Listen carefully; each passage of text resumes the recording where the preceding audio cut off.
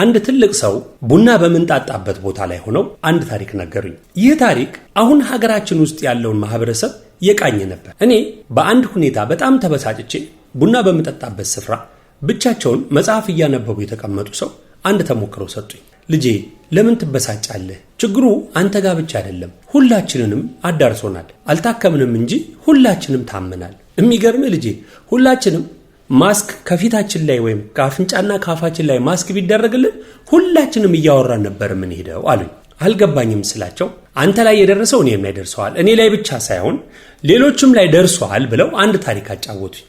ይህ የነገሩኝ ታሪክ በተለያዩ የማህበራዊ ሚዲያ ገጾች ላይና በተለያዩ መጽሐፎች ላይ ተጽፎ የነበረ ታሪክ እንደሆነ ነገሩኝ። ታሪኩ ምን መሰላችሁ? በአእምሮ ህሙማን ማዕከል የሚገኙ ዶክተሮች የአእምሮ ህሙማኑን የመዳናቸውን መጠን ለማወቅ ፈልገው 3 ገንዳዎችን በውሃ ሞልተው አስቀምጠዋል። ካጠገቡም እነዚያ ሰዎች መዳናቸውን ለማረጋገጥ አንድ ባልዲ፣ አንድ ጆክና አንድ አነስ ያለች ጭልፋ አድርገው ያስቀምጣሉ። በዚህ ጊዜ አንድ የሚጎበኝ ስራ አስኪያጅ ይመጣና ምንድነው የምታደርጉት እናንተ ጅሎች ይላቸዋል ዶክተሮች።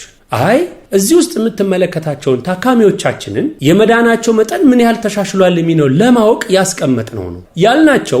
እዚህ ገንዳ ውስጥ ያለውን ውሃ አፍሱና ጨርሱት ወይም ጋንዳውን ባዶ አድርጉልን ነው ያልናቸው። እና ምን አደረጉ ሲል ጠየቃቸው። ዶክተሮቹም ታካሚዎቻችን ያደረጉትማ አንዱ በጭልፋ አንዱ ደግሞ በጆክ ይቀዳል፣ ውሃውን ለመቀነስ ወይም ከገንዳ ውስጥ ያለውን ውሃ መጠን ለማሳነስ ይላል። ይገረምና እኔ በሆን ግን የማደርገው እንደሱ አይደለም አለ በመኩራራትና በልበ ሙሉነት ጤነኛ እንደሆነ በማሰብ። እናንተ ብትሆን ምን ታደርጋለህ አሉት ዶክተሩ። እኔማ በሆን በባሌ እየቀዳው አፈስ ነበር አሉት። አይ አሉ አንተም ከእብዶቹ እኩል ታመሃል፣ እዚሁ ተቀመጥ አሉት። እንዴት? እኔማ ጤነኛ ነኝ ሲላቸው አይደለም ገንዳው በባሊውም አይደለም በጆኩም አይደለም በጭልፋውም አይደለም፣ ሁሉም ግን ብታደርጋቸው ሊያስወግዱ ይችላሉ። የሰውን የአእምሮ መጠንና የችግር ሁኔታ ይገልጻል። እኔ በሆን ግን አለ ዶክተሩ ገንዳ ውስጥ ያለችውን የተከደነችዋን የገንዳውን ቀዳዳ ጫፍ የውሃ ማውረጃዋን ብከፍታት ያለምንም ድካም ውሃው ይወርድና ያልቃል አለ። ይህን ታሪክ ከነገሩኝ በኋላ እውነት ነው የጆኩም የጭልፋውም